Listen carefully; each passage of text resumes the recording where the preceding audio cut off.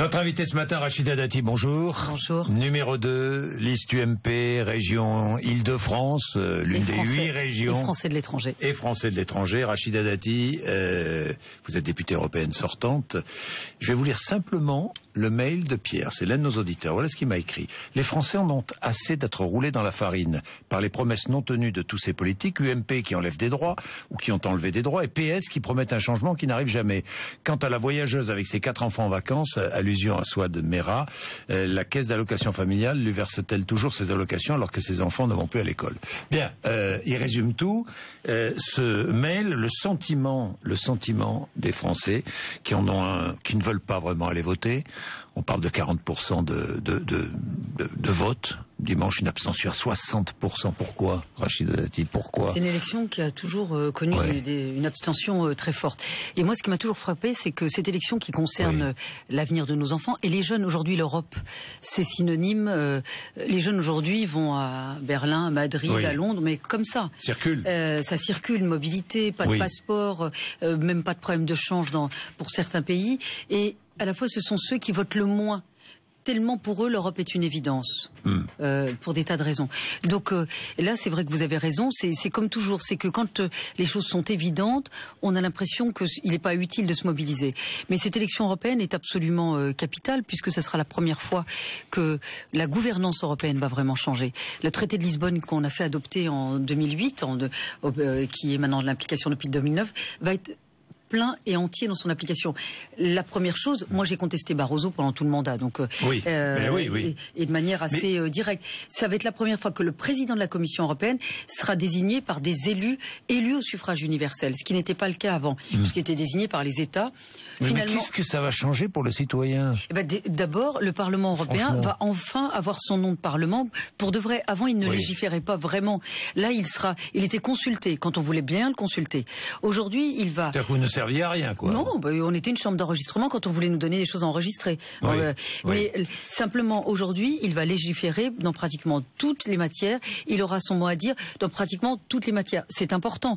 Donc aujourd'hui, sur le mode de gouvernance de l'Europe, le président de la Commission européenne n'aura plus la toute-puissance qu'il avait jusqu'à maintenant. Le Front National, si le Front National est en tête dimanche, ce serait humiliant pour la France, a déclaré Jean-François Copé. Vous êtes d'accord? Ça serait un recul. Ça serait humiliant? D'abord, la France, qui n'existe plus sur la scène européenne pour l'instant, reculerait encore beaucoup plus si elle venait à reculer au Parlement. Une humiliation? Est-ce qu'on peut dire une humiliation? Je trouve que l'image qu'on donnerait sur la scène européenne, mais aussi sur la scène internationale, de dire que les Français ont voté pour des partis extrêmes, des partis qui sont dans le rejet finalement de l'ouverture au monde et qui veulent uniquement le repli sur soi, qui veulent évidemment qu'on revienne à une France repliée sur elle-même. Le signal est quand même pas extraordinaire. Oui. Est-ce que la campagne de l'UMP a commencé avec la tribune de Nicolas Sarkozy? Non. Non. C'est ce que j'ai dit hier. Oui. Voilà. Pourquoi cette tribune, cette tribune, elle était quoi? Elle était, elle reprend le programme sur lequel on fait quand même campagne depuis de nombreuses semaines. Donc heureusement que la campagne ne démarre pas depuis la tribune de Nicolas Sarkozy. Sinon, il nous restait 48 heures. Donc voilà, cette tribune, elle vient conforter... On a l'impression, c'est vrai qu'en lisant les commentateurs ou en écoutant... Vous en avez fait un événement, médiatiquement. Voilà, moi je considère... Je considère que cette tribune... C'était pas un événement. Mais cette tribune conforte notre programme et nos positions. Elle nous conforte. Donc sa voix est importante. Il a été acteur de cette Europe. D'abord, il a fait une très bonne présidence de l'Union européenne, une présidence française... Dans la tribune, pardon, alors là je vais vous arrêter, Rachida Dati, dans la tribune, Nicolas Sarkozy critique sévèrement le fonctionnement de l'Union européenne. Ça ne veut pas dire qu'on ne veut pas d'Europe.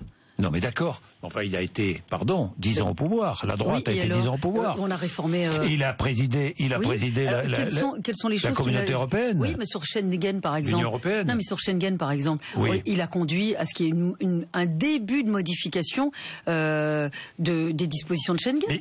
Mais attendez, ça se fait pas en 3 mois. Il dit tout va dépendre du couple franco-allemand.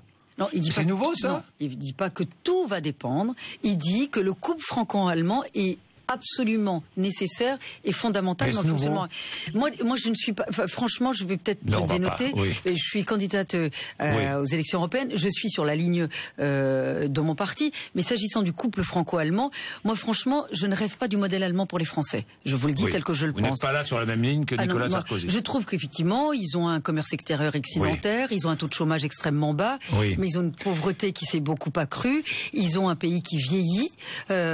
Moi, franchement, le modèle allemand, c'est pas forcément ce que je nous souhaite. Mais je nous souhaite dans les fondamentaux, que nous ayons une croissance qui reprenne, que nous soyons plus à zéro, que nous ayons un chômage des jeunes beaucoup plus bas, parce que effectivement, c'est lié aussi à l'éducation, à l'apprentissage alternant. Il n'y a pas de contrat d'avenir en Allemagne.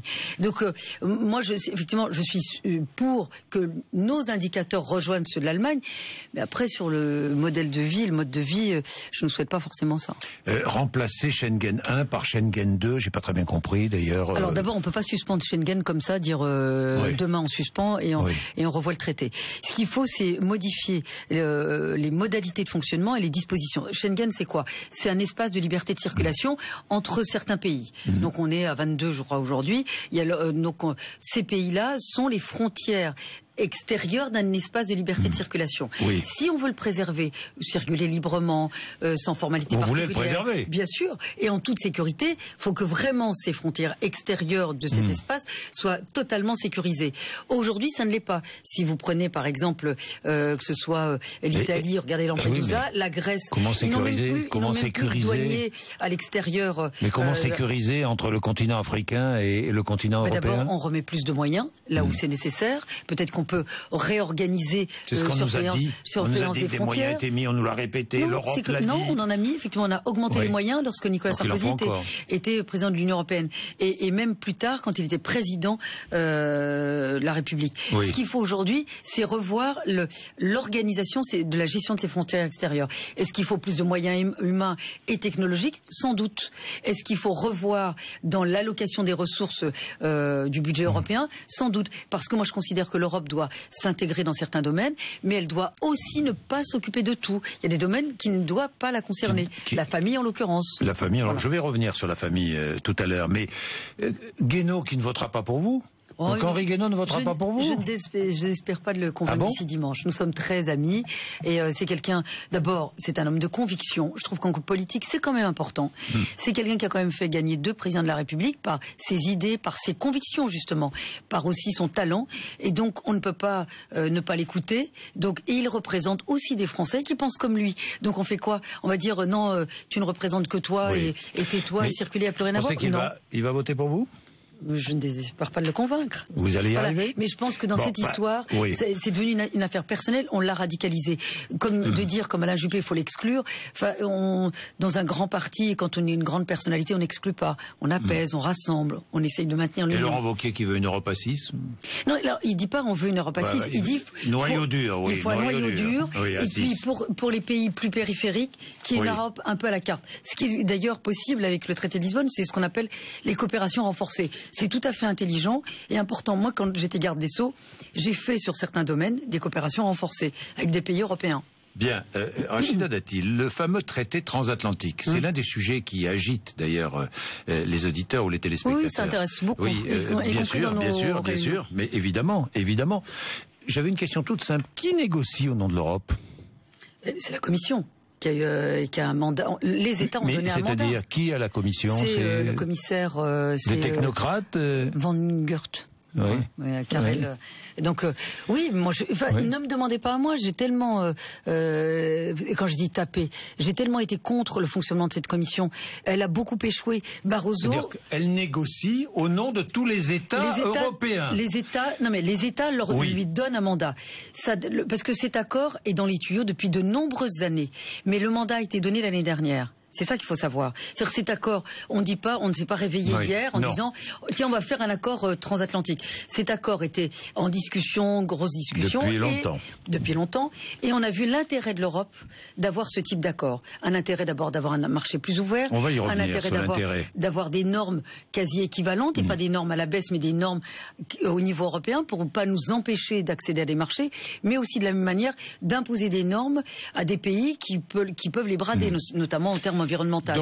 Et donc, l'année dernière, après toutes ces discussions qui ont eu lieu, l'année dernière, les États ont donné un mandat à la Commission. Un mandat à la Commission qui négocie, donc, au nom des 28 pays de l'Union européenne. Bon, il faudrait savoir d'abord quels sont les négociateurs, parce que ça a l'air secret, ça ne l'est pas tout à fait, parce que quand on va sur Internet, on trouve des informations sur cette négociation. C'est quand même assez secret. Pardonnez-moi, Rachida Dati, mais c'est secret pourquoi? C'est secret parce que ce sont des négociations. Parce que ce sont des négociations et que on veut pas qu'en face on connaisse totalement notre stratégie pour protéger aussi nos entreprises, les consommateurs. Je comprends, sauf que vous avez raison, sauf que on négocie, on dit et on répète partout, nous voulons accéder au marché américain, notamment au marché public américain. Oui, ça c'est donc on dit, on met sur la table notre objectif. Bon, mais quel est l'objectif des Américains? L'objectif des Américains, c'est de pouvoir aussi accéder aux 500 millions d'Européens que nous sommes. Comment? Parce que justement. En faisant sauter quelles normes qui nous protègent en Europe? Mais justement, donc ça veut dire qu'on est forcément des nuls, des faibles et des idiots. C'est ça que ça veut dire? Non, ça veut dire que dans une négociation. Non, mais vous dites effectivement les Américains. Qu'est-ce qu'on cédera aux Américains? Mais pourquoi? Qu'est-ce qu'on cédera aux Américains? Les Américains vont céder s'ils ouvrent leur marché public. Mais attendez, mais ici, donc c'est à l'inverse. Donc c'est les Américains qui vont céder. Les Américains vont céder s'ils ouvrent. Oui, mais en contrepartie, ils exigeront bien quelque chose. Monsieur Bourdin, c'est quoi une négociation? Quand vous négociez avec votre patron? Oui. Une négociation, c'est des deux parties. On fait des efforts des deux côtés. Alors, quels sont les efforts que l'Europe est prête à faire? Il y aura des incontournables, par exemple sur les normes sanitaires, sur les normes environnementales. C'est ce qu'on nous dit. Ça sera non négociable. C'est ce qu'on nous dit. Et je vais vous dire, pour les États, et même le commissaire X, Y, Z, ce qu'on veut, fera ce qu'il veut, l'accord sera adopté par le Parlement européen. C'est-à-dire qu'il passera par le Parlement européen. Donc si ça ne nous convient pas, c'est non. On représente encore les citoyens. Oui. Donc si ça ne va pas, c'est non. Nous serons bien obligés de céder sur certains points. Mais pourquoi vous dites céder? Mais parce que dans une négociation, chacun fait des efforts. Donc nous ferons des efforts. Dans quel domaine? J'aimerais le savoir parce que je n'ai jamais cette réponse. Aujourd'hui, vous avez raison, les parlementaires que nous sommes, nous n'avons pas les éléments de départ. Vous-même, vous les avez pas? Non, les parlementaires, non, on les a pas. On grappille des éléments à la Commission. Mais ça, c'est quand même extraordinaire, donc, ça va changer. Il n'y a pas cette opacité insupportable. C'est pour ça que nous hésitons à voter. Oui, allez-y. Là, le président de la Commission, il va être désigné par qui? Par qui? Par les citoyens. Par la famille politique qui sera majoritaire au Parlement européen. C'est pour ça que je dis aux citoyens, faites très attention dans votre vote. C'est-à-dire que vous avez une responsabilité dans le choix du président de la Commission. Attendez, M. Barroso, il était de votre camp, me semble-t-il, non? Enfin, moi, j'étais pas favorable. Il a fait un premier mauvais mandat. Oui. Très mauvais mandat, premier. Et le deuxième a été qui l'a reconduit? Ah ben ça a été nous, je reconnais. Est-ce que le pouvoir de Nicolas Sarkozy l'a reconduit? Oui. Mais bien sûr, mais est-ce que je le nie? Mais simplement, c'est que les États nous l'imposent. Ils l'ont imposé au Parlement. On fait juste une audition. Mais les États nous imposaient le président de la Commission. Aujourd'hui, ça n'est plus le cas. Donc le président de la Commission, qui sera désigné suite à l'élection des députés, pensez qu'on le laissera faire n'importe quoi? Il va les négocier, puis il va nous dire, bon alors maintenant, voilà, c'est fait, vous mettez votre signature en bas de la copie. Non. Parce que là, il sera obligé d'abord. On va le convoquer. On va pas l'inviter, on va le convoquer pendant toute la période des négociations, à nous rendre compte sur l'avancement des négociations, sur les secteurs. C'est pas question de les suspendre, ces négociations. Vous n'êtes pas favorable à la suspension. On n'a pas commencé. On va pas suspendre un truc qui n'a pas commencé. Ou les interrompre, ou les. Non mais ça n'a pas commencé. Oui. Donc on verra après. Mais pour l'instant. Renoncer. Mais renoncer, on n'a pas commencé. On renonce à quoi? On peut renoncer à ouvrir des négociations puisqu'on n'a pas commencé. C'est dans l'intérêt aussi des Européens d'avoir accès aussi à un autre grand marché. Et puis c'est aussi un moyen. Si nous avons cet accord avec les États-Unis, ça sera aussi un rapport de force très favorable pour nous, pour pouvoir aussi peser sur les marchés chinois, par exemple. Voilà. François Fillon, que vous aimez beaucoup, déclare que. Vous l'aimez beaucoup, François Fillon? Non, mais je dis ça au passage, je dis ça, Rachida Dati, comme ça, passage, au plaisir, oui. Passé, il déclare que le bureau politique de l'UMP devra répondre à la question de savoir si Jean-François Copé a toujours sa place à la tête du principal parti d'opposition. Il a dit ça comme ça dans ces termes? Il a dit ça, oui. Vous êtes d'accord ou pas? Non, ou sur la gouvernance? Oui, sur la gouvernance, sur ce qui se passe à l'UMP. Parce que Jean-François Copé a été élu par des militants, c'est statutaire, je sais pas comment on fait sauter quelqu'un qui a été élu. Mais qu'il rende des comptes, entre guillemets. Vous attendez quoi, là? Plus de transparence à l'UMP? J'attends que notre parti gagne dimanche. Bon. Honnêtement, on est là-dessus. Bon. Alors, après, on verra. Après, ça va être une autre histoire qui va recommencer. Ben, on va... Vous voulez savoir quoi? Vous êtes l'une des dirigeantes de l'UMP. Vous avez été ministre, Rachida Dati. Mais oui, mais non. Mais vous avez raison. Non, mais c'est pour ça que après, si on pouvait être juste tranquille. Oui. Pour nos élections de dimanche. Parce que je veux dire, ça exaspère les candidats qui disent, c'est toujours, enfin, ceux qui sont en haut, qui appellent à l'unité, à l'apaisement, c'est eux quand même qui mettent le foutoir. Mais si ça exaspère les candidats, c'est qu'on n'a pas la vérité, on n'a pas la transparence. Vous avez raison, ça promise, promise. Oui, attendez, monsieur Bourdin. C'est tous les jours, vous avez des gens qui traquent, qui collent des affiches, qui se font engueuler, qui rendent des comptes. Et puis, ceux qui nous donnent des ordres d'en haut, là, ce sont eux qui créent les turpitudes, qui se divisent, qui se mettent sur la figure. Qui Jean-François Copper, François Fillon, mais ils sont rivés sur 2017, ils oublient les élections intermédiaires parce que nous on est au charbon avec les militants et les sympathisants, les candidats. Parce que c'est pas eux qui se font engueuler sur le terrain, ils y vont beaucoup moins que le militant ou le sympathisant qui colle l'affiche. Donc si ces gens d'en haut pouvaient à un moment donné regarder un peu plus en bas et se rendre compte des dégâts qu'ils font par leurs agissements et leur turpitude. Donc ça, c'est la première chose. Il y a turpitude à l'UMP. Bien sûr, la turpitude, c'est tous les jours. Vous croyez quoi? Parce que vous croyez quoi que dans les réunions entre eux, parce que vous savez que on est passé d'un bureau politique très ouvert, mais il y avait trop de monde. Oui. Donc on est passé à un bureau politique un peu restreint, mais il y a encore trop de monde. Donc on est passé à un bureau politique statutaire où il y a vraiment moins de monde. Et donc là pareil, donc il y a un petit conclave, ils vont décider, puis après on va exécuter. Oui, vous allez exécuter. Donc il y a turpitude à l'UMP et vous demandez... Moi, je demande rien. Vous demandez quoi? Bah si, vous êtes représentant vous le dites, des sympathisants, des militants. Attendez, on a gagné les municipales. J'espère qu'on va gagner les européennes. Je demande qu'à partir de lundi, on soit un ordre de bataille pour les autres conquêtes qui arrivent et qu'on arrête. Donc peu importe ce qui s'est passé, non, peu importe. Il y a une enquête judiciaire. Oui. Une enquête judiciaire. Donc l'enquête judiciaire va donner une issue, va forcément apporter des éclairages, des éclaircissements. Et Jean-François Copé a dit lui-même qu'à partir de lundi, il sera à votre place lundi matin à 8h35. Je lui poserai la question. Voilà. Oui, ça tombe bien parce que j'espère qu'il va rendre tout ça un peu plus clair. Il a promis la transparence. Il a promis la transparence. Je vais vous dire quelque chose qui va peut-être choquer certains dans ma famille politique. Enfin, il ne faut pas non plus qu'on prenne prétexte de cela pour que les autres se placent pour un autre combat qui ne concerne pas les militants et sympathisants. Certains le font. Non mais il ne faut pas non plus prendre prétexte. Qui fait ça? Non mais il faut pas. Mais non mais si vous dites ça, vous pensez à qui? Non mais moi j'en appelle à Alain Juppé, Jean-Pierre Raffarin, François Fillon, que tous ces gens-là. Chacun se place pour 2017. Oui non mais il faut que. C'est ça aujourd'hui? Oui non mais que quand ils demandent, quand ils demanderont à avoir des éclaircissements, c'est pas pour récupérer quelque chose. Ou se faire valoir pour une autre bagarre personnelle. Voilà, qui pense aux militants, qui pense aux sympathisants, qui pense aux électeurs et qui pense aux Français. S'il y a eu des tournements d'argent d'une manière... Mais ça, c'est le procureur. Non, mais je dis pas si. On verra bien. Oui, ben, l'UMP est morte?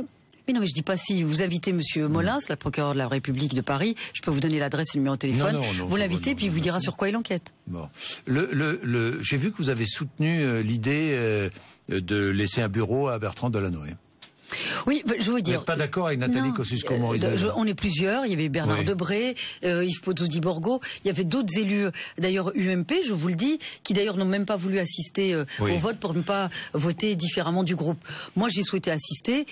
Pourquoi je me suis abstenu? Je me suis abstenu. Oui, vous êtes abstenu, oui. Pourquoi? Parce que effectivement, il y a eu une diminution des enveloppes des collaborateurs, notamment pour les mairies d'arrondissement. Donc, je trouvais que de dire on fait des économies et rajouter une dépense, c'était pas cohérent dans la politique de Anne Hidalgo. Pour autant, il a été maire pendant très longtemps et c'est vrai qu'on peut lui accorder ça. Ça a été un des rares maires, grands-maires. C'est-à-dire qu'au sens, il a exercé pleinement ce pouvoir. Il a donné de la densité au mandat de maire de Paris. Alors, c'est vrai qu'il reçoit du courrier, et, il a encore sans doute... Donc, moi, je trouve qu'il répond au courrier comme maire honoraire, parce que il devient maire honoraire, il y a des critères et des conditions. On peut lui accorder... D'ailleurs, c'est transitoire et provisoire, puisque la mesure va être revue, je crois, d'ici 1 an ou 1 an et demi. Moi, je trouve qu'à un moment donné, il faut être un peu républicain. Et, donc, c'est pour ça que nous sommes nombreux à l'UMP, je vous le dis, plus nombreux que vous ne croyez, à avoir été ou favorables ceux qui ont voté pour, ou certains, comme Bernard Debré et d'autres, nous étions présents et nous nous sommes abstenus, et d'autres qui ont voulu, par leur absence, adouber la mesure. Voilà. Merci Rachida Dati d'être venue nous voir déjà.